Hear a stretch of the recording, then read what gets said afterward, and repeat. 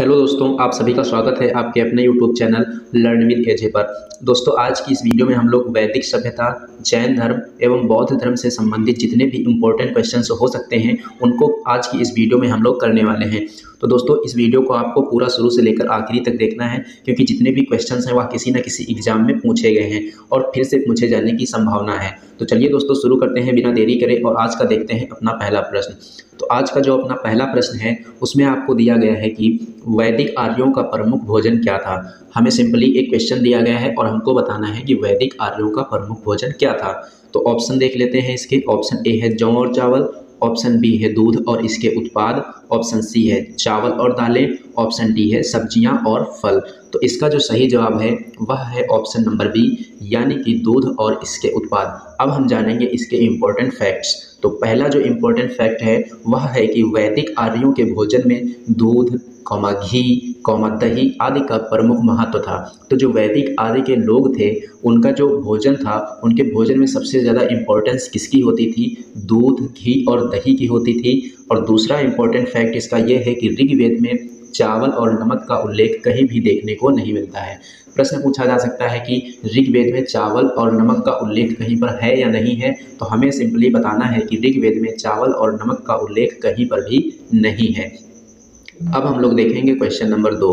और question number 2 में दिया गया है कि वैदिक लोगों द्वारा किस धातु का प्रयोग पहले किया गया था। हमसे पूछा गया है कि वैदिक लोगों द्वारा किस धातु का प्रयोग पहले किया गया था। ऑप्शन ए है चांदी, ऑप्शन बी है सोना, ऑप्शन सी है लोहा, ऑप्शन डी है तांबा। तो इसका जो सही जवाब है वह है ऑप्शन नंबर डी, यानी कि तांबा।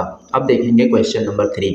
और क्वेश्चन नंबर 3 में दिया गया है कि आरंभिक वैदिक काल में वर्ण व्यवस्था किस पर आधारित थी। तो जो आरंभिक वैदिक काल था उसमें वर्ण व्यवस्था किस पर आधारित थी। और ये जो वर्ण थे, वर्ण कितने थे? 4 थे। ये हमने आपको कल की वीडियो में बताया था और ये चारों वर्णों के हमने नाम भी बताए थे। कौन कौन से वर्ण थे? ब्राह्मण, क्षत्रिय, वैश्य और शूद्र थे। ऑप्शन ए है शिक्षा पर, ऑप्शन बी है जन्म पर, ऑप्शन सी है व्यवसाय पर एंड ऑप्शन डी है प्रतिभा पर। तो आरंभिक वैदिक काल में वर्ण व्यवस्था किस पर आधारित थी? यह जो है व्यवसाय पर आधारित थी। इसलिए जो इसका सही जवाब होगा वह होगा ऑप्शन नंबर सी, यानी कि व्यवसाय पर। सही जवाब क्या हो जाएगा? सही जवाब हो जाएगा ऑप्शन नंबर सी। अब देखेंगे क्वेश्चन नंबर 4। और क्वेश्चन नंबर 4 में आपको दिया गया है कि वैदिक युग में राजा अपनी जनता से जो कर वसूल करते थे उसे क्या कहते थे। तो वैदिक युग में एक कर वसूल किया जाता था राजाओं के द्वारा और उस कर को क्या कहा जाता था, ये हमसे इसमें पूछा गया है। तो ऑप्शन देख लेते हैं। ऑप्शन ए है बलि, ऑप्शन बी है विदथ, ऑप्शन सी है वर्मन एंड ऑप्शन डी है कर। तो इन्हें क्या कहा जाता था? ये जो कर वसूला जाता था उसे हम बलि कहते थे। अब देखेंगे इसके इम्पोर्टेंट फैक्ट। पहला इंपॉर्टेंट फैक्ट है कि वैदिक युग में राजा जो अपनी जनता से कर वसूल करते थे उसे बलि कहा जाता था। इस पॉइंट को तो हमने प्रश्न के माध्यम से कवर कर लिया है। देखेंगे दूसरा इंपॉर्टेंट पॉइंट। दूसरा इंपॉर्टेंट पॉइंट है कि बल को संग्रहित करने वाला जो अधिकारी होता था उसे क्या कहा जाता था? उसे भागदुध या भागदुग कहा जाता था। क्या कहा जाता था? भागदुध या फिर भागदुग कहा जाता था। तीसरा इंपॉर्टेंट पॉइंट है कि जो कोषाध्यक्ष का कार्य संभालते थे उनको क्या कहा जाता था? उनको कहा जाता था संग्रहिता। तो तीनों पॉइंट को एक बार हम फिर से पढ़ेंगे। तीनों पॉइंट में क्या दिया गया है कि वैदिक युग में जो राजा अपनी जनता से कर वसूल करते थे उसे हम बलि कहते थे। दूसरा पॉइंट है कि बलि को जो संग्रहित करने वाला अधिकारी होता था उसे भागदुध या भागदुग कहते थे। तीसरा पॉइंट है कि जबकि संग्रहिता का कार्य क्या होता था? कोषाध्यक्ष का कार्य संभालना। अब देखेंगे क्वेश्चन नंबर 5। और क्वेश्चन नंबर 5 में दिया गया है कि ऋग्वैदिक आर्य पशुचारी लोग थे। यह इस तथ्य से पुष्ट होता है कि। तो कुछ तथ्य नीचे दिए जाएंगे अभी और उन तथ्यों को देखकर बताना है कि इनमें कौन से तथ्य के कारण ऋग्वैदिक आर्यों को पशुचारी कहा जाता था। तो ऑप्शन ए है ऋग्वेद में गाय के अनेक संदर्भ हैं, क्या इसलिए ये पशुचारी कहलाते थे? या फिर अधिकांश युद्ध गाय के लिए लड़े गए हैं इसलिए पशुचारी कहलाते थे? या फिर पुरोहितों को दिए जाने वाला उपहार प्रायः गाय होती थी, ना कि जमीन, इसलिए क्या पशुचारी कहलाते थे? या फिर ये तीनों ही कारण हैं इसके, यानी कि उपयुक्त सभी। तो ये सभी के सभी कारण सही हैं, इसीलिए पशुचारी कहे जाते थे। तो इसका जो सही जवाब होगा वह होगा ऑप्शन नंबर डी, यानी कि उपर्युक्त सभी। इसका डिटेल जान लेते हैं। डिटेल में इसका दिया गया है कि ऋग्वेद में गाय और सांड की इतनी ज़्यादा चर्चा है कि ऋग्वैदिक आर्यों को मुख्य रूप से पशुचारक कहा जा सकता है। और ऋग्वेद में जो गाय का उल्लेख है वह 176 बार हुआ है। उनके जो अधिकांश युद्ध थे गाय को लेकर ही हुए हैं। और ऋग्वेद में जो युद्ध का पर्याय है वह गविष्टि है। और गाय को सबसे उत्तम धन माना जाता था। जहाँ भी कहीं पर पुरोहितों को दी जाने वाली दक्षिणा की बात होती थी तो उसमें आमतौर पर गाय और दासियाँ होती थी और भूमि कभी भी ना होती थी। ऋग्वैदिक लोग गाय चराने, खेती करने और बसने के लिए जमीन पर कब्जा करते होंगे, परंतु भूमि उनकी निजी संपत्ति नहीं होती थी। अब देखेंगे क्वेश्चन नंबर 6। क्वेश्चन नंबर 6 में दिया गया है कि प्रसिद्ध गायत्री मंत्र कहाँ से लिया गया है। से पूछा गया है कि प्रसिद्ध गायत्री मंत्र कहाँ से लिया गया है। ऑप्शन ए है ऋग्वेद से, ऑप्शन बी है यजुर्वेद से, ऑप्शन सी है सामवेद से, ऑप्शन डी है अथर्ववेद से। तो इसका सही जवाब हो जाएगा ऑप्शन नंबर ए यानी कि ऋग्वेद से। चलिए अब देख लेते हैं इसके इंपॉर्टेंट फैक्ट्स। तो इंपॉर्टेंट फैक्ट्स में जो पहला फैक्ट है उसमें दिया गया है कि प्रसिद्ध गायत्री मंत्र ऋग्वेद के तीसरे मंडल से लिया गया है। तो अगर आपसे सीधे सीधे वेद पूछा जाएगा कि प्रसिद्ध गायत्री मंत्र किस वेद से लिया गया है तो आंसर होगा ऋग्वेद से। अगर पूछा जाएगा कि ऋग्वेद के किस मंडल से लिया गया है तो आंसर होगा कि ऋग्वेद के तीसरे मंडल से लिया गया है। तो इसका दूसरा पॉइंट जो है उसमें दिया गया है कि यह मंत्र सूर्य देव को समर्पित है। तो ये जो ऋग्वेद का जो ऋग्वेद से जो लिया गया गायत्री मंत्र है किसको समर्पित है, यह सूर्य देव को समर्पित है। अब देखेंगे क्वेश्चन नंबर 7। और क्वेश्चन नंबर 7 में दिया गया है कि भारतीय प्रतीक पर उत्कीर्ण सत्यमेव जयते कहाँ से लिया गया है। तो भारतीय प्रतीक पर जो सत्यमेव जयते लिखा हुआ है उसको कहाँ से लिया गया है ये हमको बताना है। ऑप्शन ए है ऋग्वेद से, ऑप्शन बी है मत्स्य पुराण से, ऑप्शन सी है भगवद गीता से, ऑप्शन डी है मुंडकोपनिषद से। तो इसका जो सही जवाब है वह है ऑप्शन नंबर डी यानी कि मुंडकोपनिषद से। कहाँ से लिया गया है, इसको लिया गया है मुंडकोपनिषद से। इसका इंपॉर्टेंट पॉइंट ये है कि भारतीय प्रतीक पर उत्कीर्ण सत्यमेव जयते मुंडकोपनिषद से लिया गया है। और इसका जो अर्थ होता है वह होता है कि सत्य की ही विजय होती है। सत्यमेव जयते का अर्थ क्या है, सत्यमेव जयते का अर्थ है कि सत्य की ही विजय होती है। अब देखेंगे अगला प्रश्न। और अगला प्रश्न है प्रश्न नंबर 8। इसमें आपको दिया गया है कि प्राचीन भारत में निम्नलिखित में से किस विवाह को विधि सम्मत नहीं माना जाता था। तो प्राचीन भारत में कुछ विवाह के प्रकार होते थे और उसमें से कुछ विवाह विधि सम्मत माने जाते थे और कुछ विवाह विधि सम्मत नहीं माने जाते थे। तो उन्हीं में से कुछ यहाँ पर ऑप्शंस दिए जाएंगे और उसी में से बताना है कि इनमें से कौन सा विवाह विधि सम्मत नहीं माना जाता था। तो ऑप्शंस देख लेते हैं। ऑप्शन ए है दैव विवाह, ऑप्शन बी है आर्ष विवाह, ऑप्शन सी है गंधर्व विवाह एंड ऑप्शन डी है ब्रह्म विवाह। तो इसका जो सही जवाब है वह है गंधर्व विवाह यानी कि गंधर्व विवाह को विधि सम्मत नहीं माना जाता था। बाकी देव विवाह, आर्ष विवाह और ब्रह्म विवाह ये 3 विवाह जो थे इनको क्या कहते थे, इनको विधि सम्मत विवाह कहते थे। और ये गंधर्व विवाह विधि सम्मत नहीं है। तो इम्पोर्टेंट फैक्ट में दिया गया है कि हिंदू धर्म में विवाह को 16 संस्कारों में से एक संस्कार माना गया है। तो हिंदू धर्म में कुछ संस्कार होते हैं जिनकी संख्या कितनी है, 16। तो हिंदू धर्म में संस्कारों की संख्या कितनी है, 16 है। और उनमें से एक संस्कार आपका ये है, कौन सा, विवाह। तो दूसरा इंपॉर्टेंट पॉइंट देखते हैं कि प्राचीन भारत में जो विवाह होते थे कितने प्रकार के बताए गए हैं, 8 प्रकार के बताए गए हैं। तो प्राचीन भारत में 8 प्रकार के विवाहों का प्रचलन था जिनमें से कुछ ये नाम भी दिए गए हैं। जैसे पहला है ब्रह्म विवाह, दूसरा है दैव विवाह एंड तीसरा है आर्ष विवाह और चौथा है प्रजापत्य विवाह और 5वां है गंधर्व विवाह और 6ठा है असुर विवाह, 7वां है राक्षस विवाह और 8वां है पैशाच विवाह। और इसमें से कौन से विधि सम्मत हैं इसको भी देख लेते हैं। तो इन विवाहों में ब्रह्म विवाह, दैव विवाह एवं आर्ष विवाह को ही विधि सम्मत माना गया है। बाकी 5 प्रकार के विवाह को विधि सम्मत नहीं माना गया है। यानी कि जो 8 प्रकार के विवाह बताए गए उनमें से सिर्फ 3 प्रकार के विवाहों को विधि सम्मत माना गया है, बाकी सभी को विधि सम्मत नहीं माना गया है।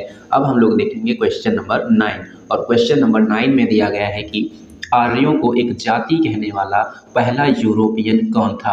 आर्यों को एक जाति कहने वाला पहला यूरोपियन कौन था। ऑप्शंस हैं, ऑप्शन ए है sir William Jones, option B है H.H. विल्सन, ऑप्शन सी है मैक्स मूलर और ऑप्शन डी है जनरल कनिंघम।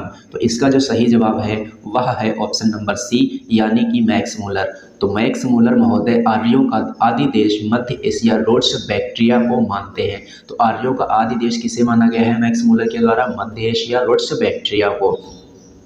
दूसरा पॉइंट है कि मूलर के अनुसार पामीर के पठार से ही इंडो डैश ईरानी जाति पूर्व में पंजाब तथा पश्चिम में मेसोपोटामिया की ओर गई थी। क्वेश्चन नंबर 10 देखते हैं और क्वेश्चन नंबर 10 में दिया गया है कि वेद शब्द का अर्थ क्या होता है। हमसे पूछा गया है कि वेद शब्द का अर्थ क्या है, ये बताइए। ऑप्शन ए है ज्ञान, ऑप्शन बी है बुद्धिमत्ता, ऑप्शन सी है कुशलता और ऑप्शन डी है शक्ति। तो इसका जो सही जवाब है वह है ऑप्शन नंबर ए यानी कि जो वेद शब्द का अर्थ है क्या होता है? वेद शब्द का अर्थ ज्ञान होता है। अब देखेंगे क्वेश्चन नंबर 11 और क्वेश्चन नंबर 11 में दिया गया है कि जैन साहित्य को क्या कहते हैं। हमसे पूछा गया है कि जैन साहित्य को क्या कहते हैं। तो जैन साहित्य को त्रिपिटक कहते हैं या फिर वेद कहते हैं या फिर आर्य सूत्र कहते हैं या फिर आगम कहते हैं। तो जैन साहित्य को आगम कहा जाता है, इसलिए जो इसका सही जवाब है वह होगा option number D. Important fact की बात करें तो पहला फैक्ट है कि जैन साहित्य को आगम कहा जाता है। दूसरा फैक्ट है कि इसके अंतर्गत 12 अंग, 12 उपांग, 10 प्रकीर्ण, 6 छेद सूत्र, 4 मूल सूत्र एवं अनुयोग सूत्र आते हैं। ये फैक्ट भी आपको याद रखना है, यहाँ से भी प्रश्न पूछा जा सकता है। अगला फैक्ट है कि बौद्ध साहित्य को त्रिपिटक कहा जाता है। देखिए दो इंपॉर्टेंट प्रश्न बहुत ही इंपॉर्टेंट है यहाँ पर कि जैन साहित्य को क्या कहा जाता है? आगम, और बौद्ध साहित्य को क्या कहा जाता है? त्रिपिटक। बौद्ध साहित्य को त्रिपिटक कहेंगे, जैन साहित्य को आगम कहेंगे। आप लोग इसको याद रखेंगे। क्वेश्चन नंबर 12 देखते हैं। क्वेश्चन नंबर 12 में दिया गया है कि दक्षिण भारत में प्रसिद्ध जैन केंद्र कहाँ स्थित है। ऑप्शंस देख लेते हैं। ऑप्शन ए है Rameswaram, option B Kanchi, option C Madurai, option D Shravanabelagola.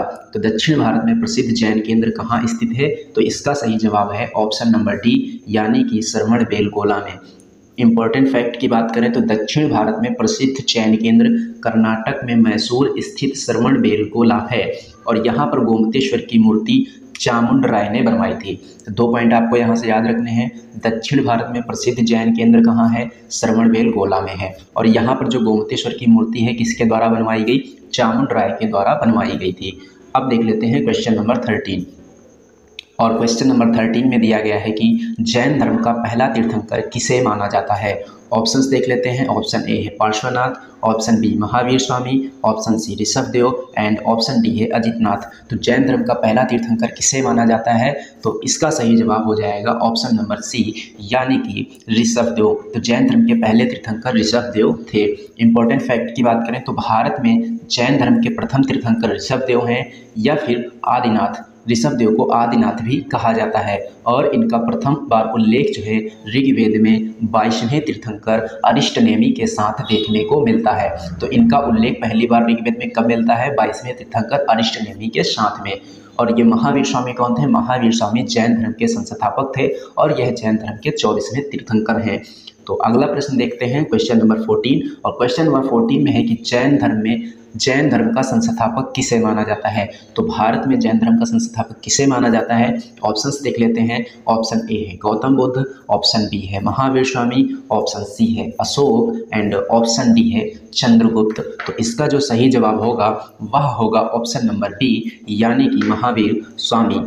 Important fact की बात करें तो महावीर स्वामी जैन धर्म के 24वें तीर्थंकर थे एवं जैन धर्म के वास्तविक संस्थापक माने जाते हैं। अगला क्वेश्चन देखते हैं क्वेश्चन नंबर 15। क्वेश्चन नंबर 15 में दिया गया है कि भारतीय इतिहास के निम्नलिखित युगों में से किस युग के दौरान क्षत्रिय एक विशिष्ट पहचान रखते थे। तो भारतीय इतिहास में बहुत सारे युग हुए हैं और उस युग में ऐसा कौन सा युग था जिस युग के दौरान क्षत्रिय एक विशिष्ट पहचान रखते थे, ये हमसे इसमें पूछा गया है।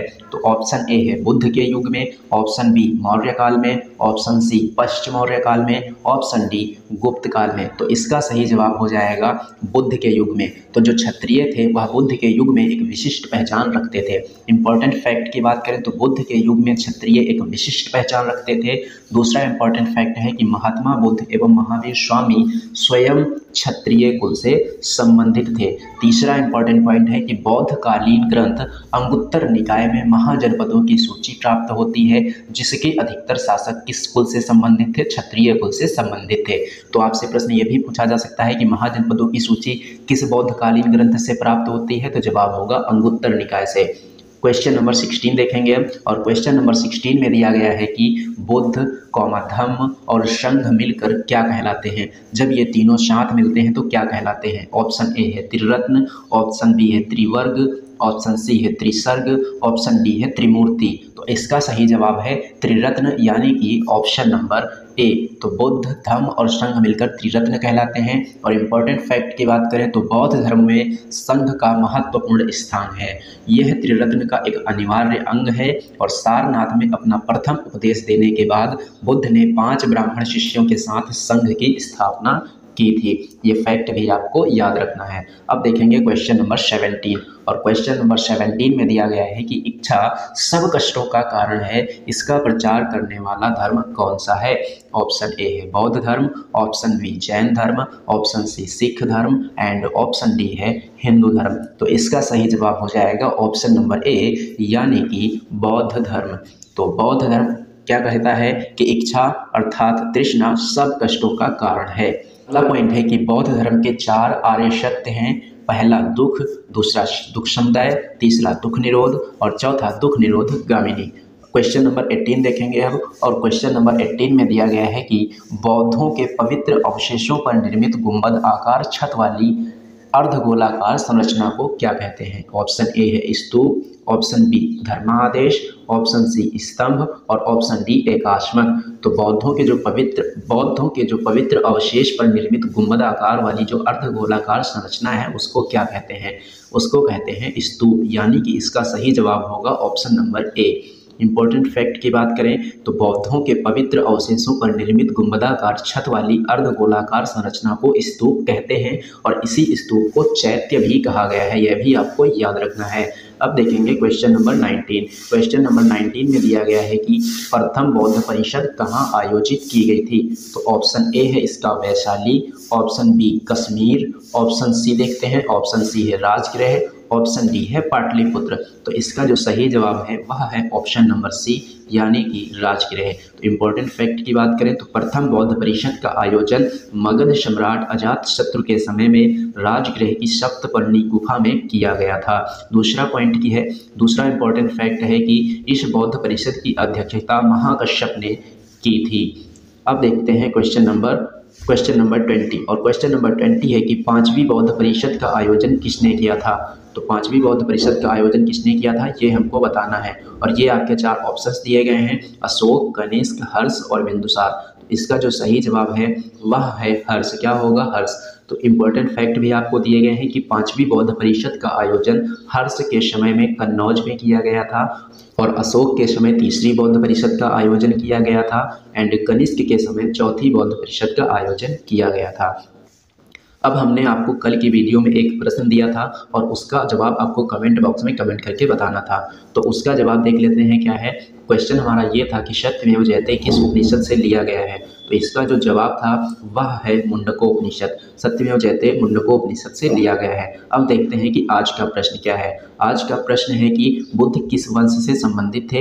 इसका आंसर आप लोगों को कमेंट बॉक्स में कमेंट करके बताना है कि इसका आंसर क्या होगा। तो दोस्तों ये था आज का आपका सेशन। ये सेशन आपको कैसा लगा है? अगर ये सेशन आपको पसंद आया हो तो इसे ज़्यादा से ज़्यादा लाइक करना और इसे अपने दोस्तों में भी शेयर करना। और हाँ दोस्तों, अगर आप लोगों ने अभी तक हमारे चैनल को सब्सक्राइब नहीं किया है तो चैनल को सब्सक्राइब कर लीजिए और बेल आइकन पर क्लिक करके ऑल पर जरूर क्लिक कर लीजिए ताकि इस चैनल पर जब भी कोई वीडियो अपलोड की जाए तो उसका नोटिफिकेशन आपको सबसे पहले मिले। चलिए दोस्तों, मिलते हैं नेक्स्ट वीडियो में।